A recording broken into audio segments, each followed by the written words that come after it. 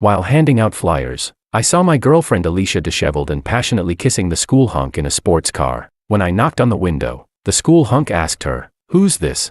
Alicia, leaning against him, said, "Just a simp. If you don't like it, I'll break up with him right away." After kissing the school hunk, she didn't even look at me and turned away. The school hunk licked his lips where my girlfriend had kissed and mocked. "Leave. Beauties only belong to the strong." I asked, "I don't care about my girlfriend, but why are you in my car?" The atmosphere became awkward. The school hunk gripped the steering wheel, staring at me dumbfounded. "What do you mean your car?" "This is my car," I said. I opened the glove compartment and took out the registration. "Look, it has my name on it. Why are you in my car? Are you stealing it? I'll call the police right now." The school hunk turned red, hurriedly got out of the car, and whispered to me, "Don't call the police. My dad's a mechanic. I saw this car looked nice and borrowed it for a spin. Please don't call the police." I widened my eyes and loudly said, "You call this borrowing? This is theft. Can repair shops steal cars in for maintenance?" The school hunk lowered his head and whispered, "Bro, I'm sorry." I sighed. "Don't get familiar. Let me check the car's condition first." He didn't dare speak, and I soon found a dent on the hood. I said angrily, "What's this about?" The school hunk panicked and quickly said, "It's not my fault. Your girlfriend insisted on sitting on the hood to take selfies and posted a bunch of provocative photos on her moments. That's the evidence."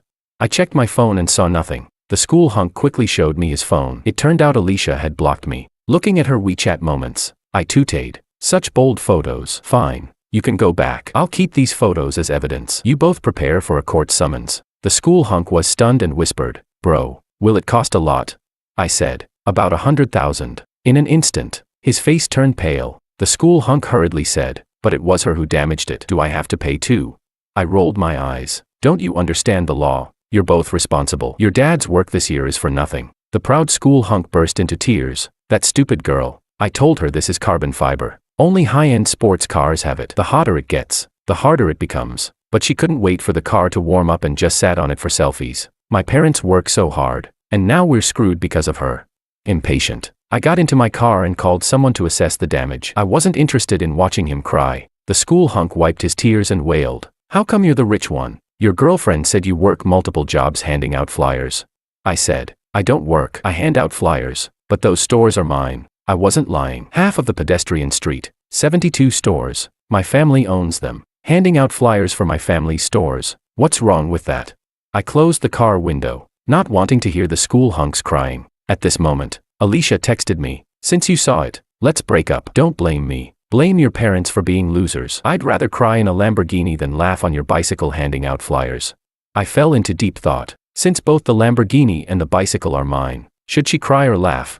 I wanted to reply, "Wait for the court summons," but Alicia had already blocked me. My God, how could she block me? Speaking of the repair costs, she owes me 100,000.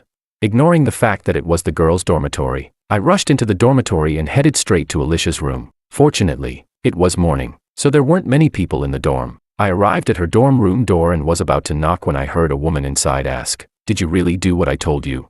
Then I heard Alicia say, "Yes, I lied to him that I took the pill." The woman excitedly said, "That's a great opportunity. I calculated your period and knew you were likely to get pregnant these 2 days, which is why I told you to go on a date. Once you're pregnant, you can marry into a wealthy family."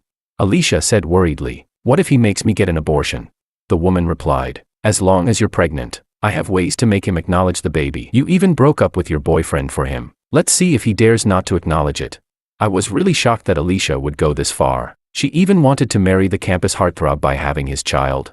I wondered what her expression would be when she found out the heartthrob had stolen my car. I knocked on Alicia's door, and when she saw me, she immediately frowned. She said, "I've already broken up with you. Why are you still pestering me? I'm telling you, being poor is not a problem, but being poor and shamelessly pestering a girl is really disgusting." It seemed Alicia misunderstood, thinking I was there to win her back. There were 2 other people in the dorm, her roommates, whom I knew. Before I could speak, one of her roommates said, "Can you stop hindering Alicia from pursuing her own happiness?" I was completely dumbfounded. So, making out with another guy in a sports car behind her boyfriend's back was considered pursuing her own happiness. I knew this roommate. She was Alicia's best friend, Eva, the one who had just urged Alicia to get pregnant. When I first started dating Alicia, she often made sarcastic remarks, saying things like a man's love for a girl depends on how much money he spends on her. Because of Eva's instigation, I had given Alicia many gifts. Now, I was here to get those gifts back. I said, We can break up, but the phone you are using is mine. You should return it to me. I didn't mention that the sports car was mine, because, knowing Alicia's personality, she might shamelessly cling to me. I had to get my things back first. Alicia immediately frowned and said coldly, "So you're such a petty person. Can't you consider my feelings?" I was speechless. It's not that I'm petty, but you've already wronged me. Why should I care about your feelings? Eva suddenly covered her mouth and laughed. She said, "Can't you see through this poor man's trick? Asking you to return the gift is a pretense. He really wants to make things difficult for you because he can't bear the breakup." Alicia sneered. "So that's it. You think if I can't bear to return the gift, I won't break up with you, right? Have you forgotten? My current man is very rich." She raised her head proudly, and Eva added fuel to the fire. "Don't be afraid, sis. I just checked. The heartthrob's Lamborghini costs millions. Buying you a new phone is nothing to him." Alicia laughed and said, "I can return the phone, but let me make one last call. I'll show you why I broke up with you. Because the gap between you and a rich man is so wide that you'll never bridge it in your lifetime." I wondered if the rich man she was talking about was the heartthrob. I remembered when I sent the car to the heartthrob's house for maintenance. His dad sighed and said making money was tough these days, and what they earned wasn't enough to pay the rent. Alicia made a call, and Eva quickly said, "Put it on speaker so he can hear. Let him know the gap between himself and others." Alicia nodded and, seemingly to show off, put the call on speaker. As soon as the call connected, she said pitifully, "Brother, my boyfriend came to break up with me and wants me to return the phone he bought me. Without the phone, how can I contact you in the future?" However, the heartthrob didn't indulge her. On the other end of the line, the heartthrob yelled angrily, "You damn bitch, don't let me see you again, or I'll beat you every time I see you." In an instant, both Alicia and Eva were stunned. The call was abruptly cut off, and Alicia stared at her phone, unable to say a word. Eva quickly reacted. She angrily grabbed a book from her bed and threw it at me, shouting, "Did you badmouth my best friend downstairs?"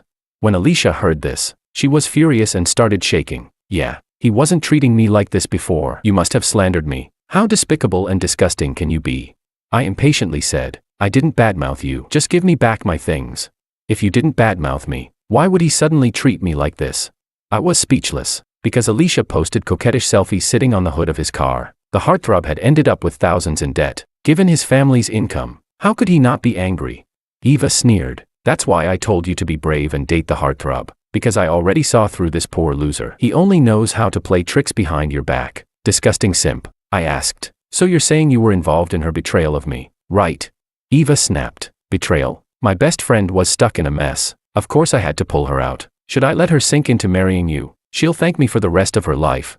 Alicia grew impatient and said coldly, "You can have the phone back, but I have one condition. You immediately apologize to the heartthrob and admit that you were lying about me."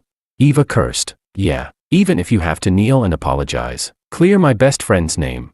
I took the phone and continued, "Why should I apologize for something I didn't do? And we haven't settled our accounts yet." I walked straight into the room and sat at the desk to start calculating. Throughout our relationship, I had given Alicia many gifts and transfers. I wanted them all back. Alicia said disappointedly, "My friends are all here. We once loved each other. Do you really want to embarrass me like this?" I ignored her and continued calculating. Eva suddenly took a photo of me. With a face full of disdain, she said, "Today, I encountered the ultimate loser. I'm going to post this on my social media right now and expose you, so you'll be socially dead." I thought she was just threatening me, but when I took out my phone to check, I found she had actually posted it. She posted my photo with the caption, "OMG, girls, never date a poor guy. The poorer they are, the more trouble they cause. My best friend got stuck with one. It's terrifying." I frowned and said, "This is a personal matter between us. Why do you keep mentioning being poor? You might as well write gold digger on your face." Eva sneered, "Yeah, I do like rich guys. Do you have the right to be jealous? If you were rich, you'd be the one scolding me now, not the other way around. Look at your pathetic self."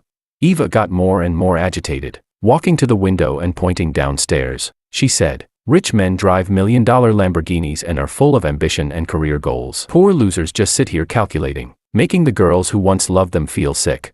Another roommate finally couldn't help but speak up. "Alicia, why don't you just pay him back? This is your fault in the first place." In an instant, Alicia's expression changed. Alicia asked, "What do you mean? Are you taking his side?" Eva sneered, "Isn't it obvious? You found a boyfriend with a Lamborghini, and she's jealous, so she purposely insults you, slanders you."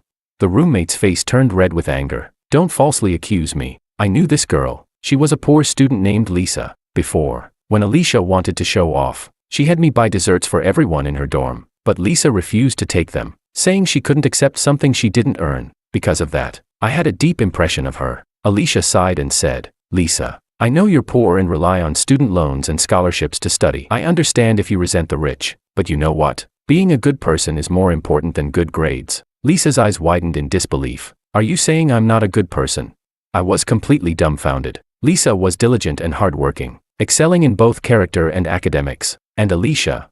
She had just been making out with the rich guy in a car, right in front of me, her boyfriend. She dared to say Lisa didn't know how to behave. What kind of nonsense was she spouting? Eva sneered. I know your type. Poor simp girl. You know he broke up. So you're pretending to be a pretentious coquette to win his favor. You know you have no chance with a guy who drives a Lamborghini. So you don't even let a guy who earns $3,000 a month handing out flyers pass. Lisa was so angry she clenched her fists and stood up. I also work part-time as a tutor, and I earn $2,000 a month.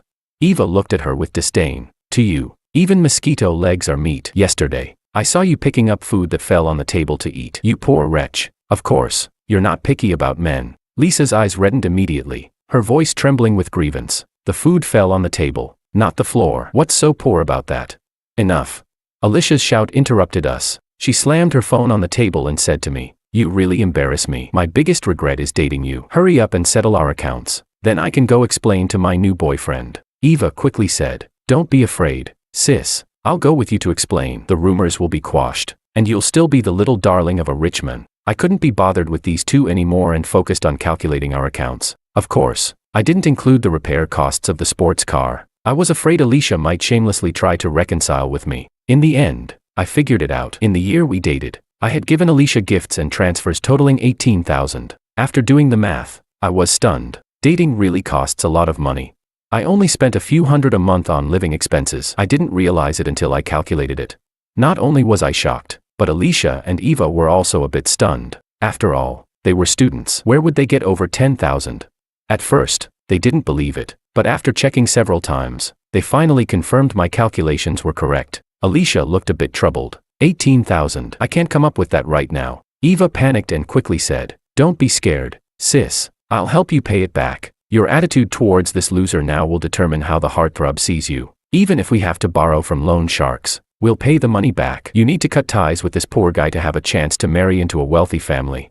Alicia was eventually swayed by Eva's words. She nodded and said, Okay, we'll find a way to borrow it. My family mustn't know, or my parents will kill me. I didn't know what to say. If $18,000 would get her killed, what would happen when the nearly $100,000 repair bill for the sports car got sent to her house? Her parents would probably want to grind her bones to dust. Alicia and Eva immediately started contacting people to borrow money. Surprisingly, it was quite easy for them to borrow money. Classmates each gave a few hundred, lending it to Alicia. Even Alicia was amazed at how easily she could get the money. She couldn't help but say, I have a good reputation. Everyone is willing to lend me money. Eva laughed. It's because of your selfies on social media. You're sitting in a sports car worth millions. Of course, people are willing to lend you this small amount of money.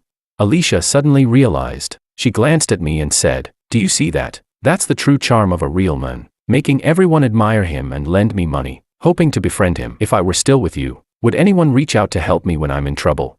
Eva sneered. Trouble? Being with him is already the biggest disaster in life. They kept borrowing money and finally managed to collect over $8,000. But there was still a $10,000 gap. Eva gritted her teeth and said, I know a guy from the underworld. He can lend me the money, but if we can't pay it back, it'll be terrible. Alicia asked worriedly, What happens if we can't pay it back? Eva replied, Don't worry about that for now. Your new boyfriend is so rich. $10,000 is nothing to him. Eva quickly contacted the so-called underworld person, who appeared to be a professional private lender. He handed over $10,000 without hesitation. After they managed to gather enough money and returned it to me, Alicia threw the phone at me angrily and said, Satisfied now? Get lost. From now on, we should have nothing to do with each other. I nodded and turned to Lisa, saying, Can you come out with me for a moment?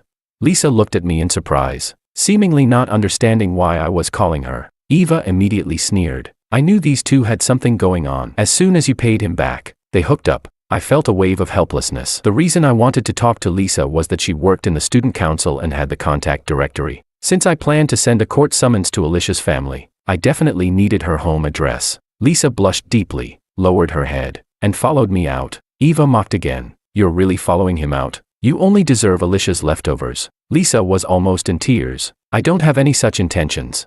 Eva cursed. Pretentious coquette. Keep pretending. No wonder your family is so poor. It's genetic. Look at you trying to please even a guy who hands out flyers. You're so undiscriminating. It's clear what kind of people your parents are. Alicia looked at us with disdain and sneered. Good thing I broke up with him. This useless man is all yours. Let me give you a word of advice. A whore and a dog. May they last forever. I led Lisa out of the dormitory and into the hallway. Lisa whispered. I only spoke up because I was angry. Don't read too much into it. I just want to study hard. I don't have the intentions they said. I nodded. I know. You have to get scholarships and work as a tutor. You don't have time for romance. Lisa asked curiously. Then why did you ask me to come out? I said. I know you have the contact directory. Can you give me Alicia's home address? Lisa immediately panicked. What do you plan to do? Don't do anything reckless. She seemed very worried and even grabbed my hand in her anxiety. Lisa looked into my eyes and said seriously, we may be poor, but we have dignity. Others are at fault, but don't ruin your future because of their mistakes. The atmosphere grew silent, and I didn't know how to respond. Did this girl think I was planning to go down with Alicia's family? Lisa then realized she had grabbed my hand in her haste. She quickly let go, blushing. You're hardworking and determined. You deserve a better life. I believe that in 10 years, Alicia will regret her choices. I said. It won't take 10 years. I've already had the dealership assess the damage. If her family lives in the city, she'll regret it soon. Lisa was stunned and asked what I meant. I said the sports car downstairs was mine. She stared at me, dumbfounded. I explained everything to Lisa. She was speechless again. It wasn't until I showed her the car registration that she believed it was true. When Lisa went to get the contact directory, she walked as if in a daze, probably thinking she was dreaming. Soon, she sent me Alicia's home address. Surprisingly, it was just a few kilometers from the dealership. What a coincidence, right? I called the dealership, and they told me they'd deliver the damage assessment within 10 minutes. Wait, I suddenly remembered. Alicia had given me back her phone. How would I contact her for debt collection later? I decided to temporarily return the phone to her. I went back to Alicia's dormitory. When she saw me return, she asked irritably, "Why are you back?" I said, "I know you don't have a phone. You can borrow this for a couple of days." Eva immediately clutched her chest, pretending to retch. I'm going to puke. I was right. This simp is doing it on purpose, trying to play this on again, off again game with you. Alicia snapped. Do you really take me for a fool? Can you stop pestering me? You're embarrassing me in front of my friends. Just then, Eva's phone rang. Eva took out her phone and said puzzled, Alicia, why are your parents calling me? I was taken aback. The dealership works fast. It seemed Alicia's parents couldn't reach her, so they contacted Eva. Alicia took the phone and asked, Mom, what's wrong? This time, Alicia didn't put the call on speaker, but her mother's yelling was loud and clear. Don't call me Mom. Do you know how much your father and I make? You've ruined us. The sudden scolding left Alicia stunned. She quickly said, Mom, what did I do? Alicia walked to the corner of the dormitory with her phone. As she talked, she suddenly burst into tears. Eva hurriedly asked, Sis, what's wrong? Alicia sobbed. I know why the heartthrob suddenly got mad at me. I dented his car by sitting on it, and now he wants my family to pay. The estimated cost is $137,000. Where is my family going to get that kind of money? Eva was equally stunned. How is that possible? Just by sitting on it, it got dented.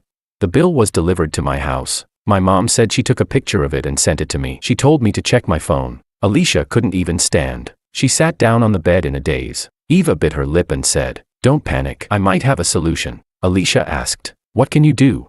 Eva said, At this point, we need to see if you're pregnant. If you are, and you're carrying his child, would he really dare to ask you for the repair costs? Alicia immediately nodded. Right. Even if he doesn't care about me, he has to care about the baby, right? Eva said excitedly, If he dares to ask you for the repair costs, go make a scene at his house. Alicia sighed deeply. I initially wanted to use the baby to marry into a wealthy family. Who knew it would only end up covering repair costs? Eva consoled her. Hundreds of thousands of isn't a small amount. Your parents would need 2 years to earn that. And who says you can't marry into a wealthy family? Maybe his parents will insist on you getting married, and not only will they cover the repair costs, but they might even gift you a car.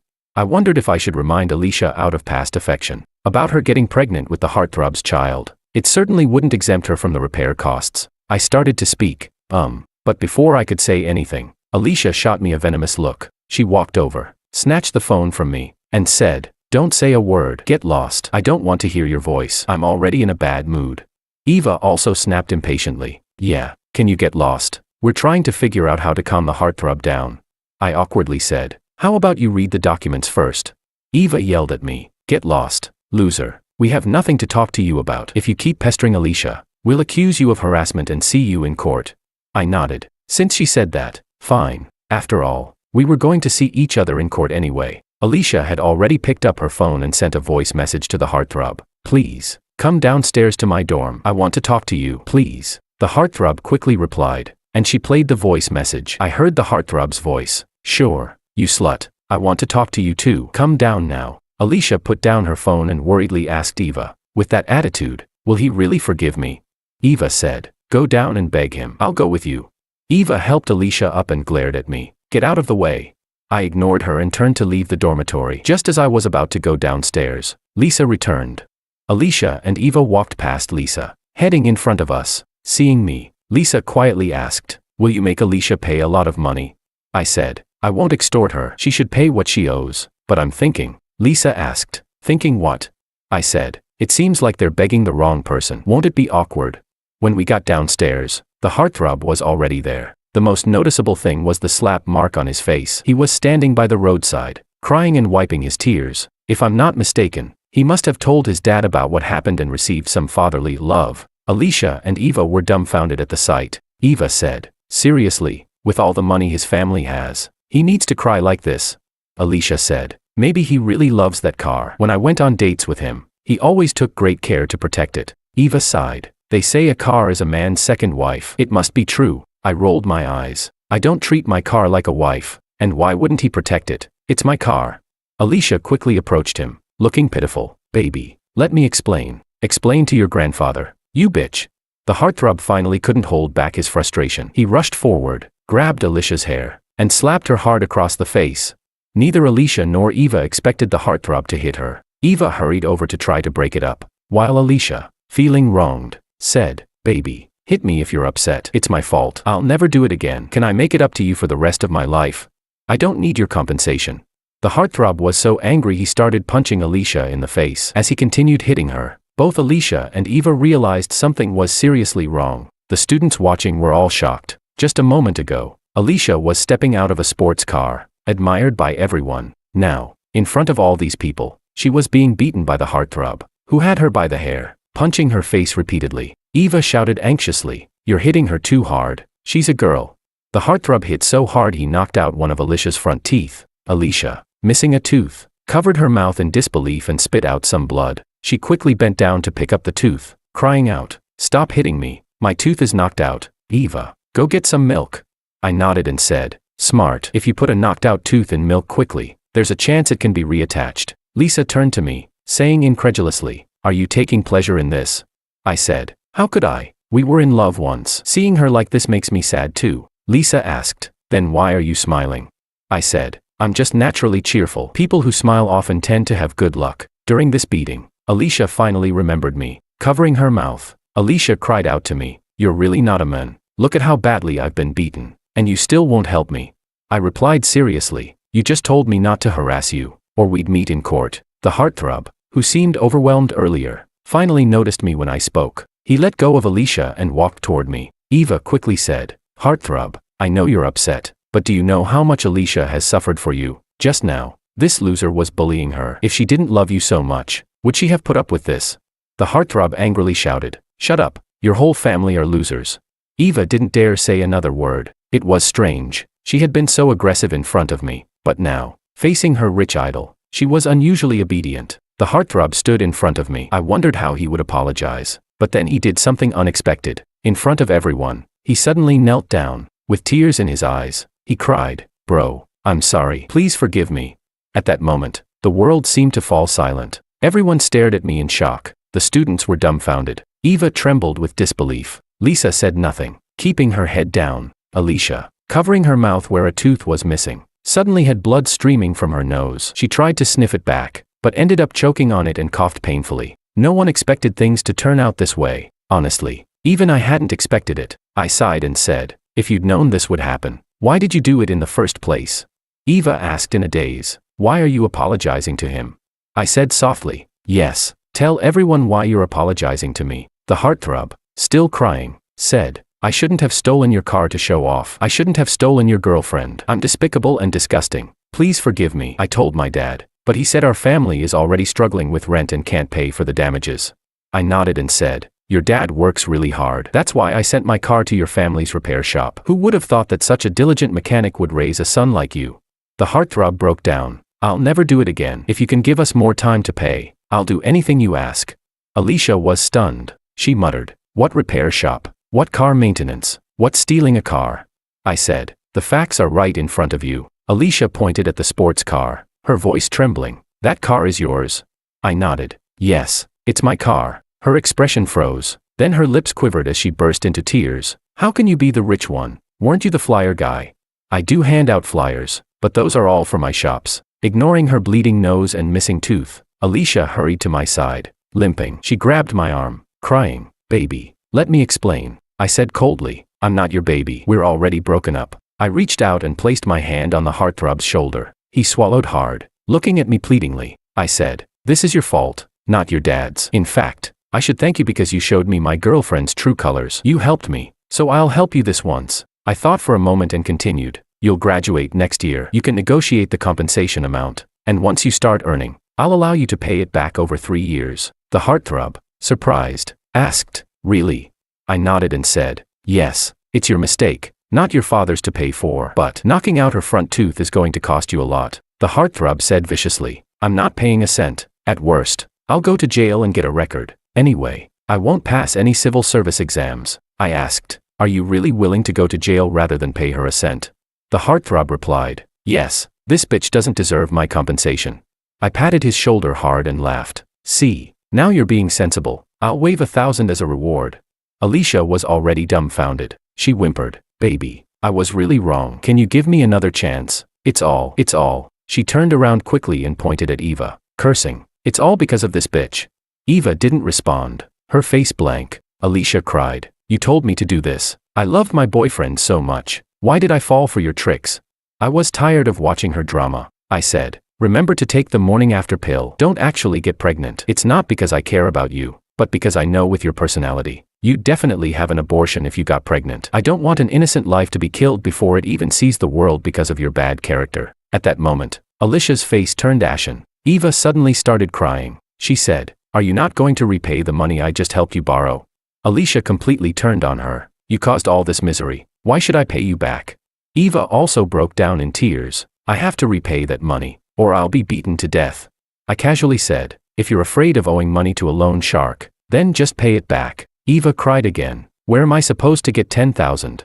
Lisa clenched her fists in anger. She said furiously, you mock me for eating food off the table, but your own family doesn't even have 10,000. You're poor too. So why do you bully other poor people? You deserve this. Eva sat on the ground, sobbing uncontrollably. I smiled at Alicia and said, goodbye. Unless it's about repaying money, don't contact me. Otherwise, I'll charge you with harassment. I turned to Lisa and asked, since the bitch has been punished, how about we go have a meal to celebrate? You can ride in my car. Lisa replied, are you drunk in broad daylight? Why would I get in your car or have a meal with you? Realizing she had a point, I awkwardly scratched my nose. I got into my sports car and drove off.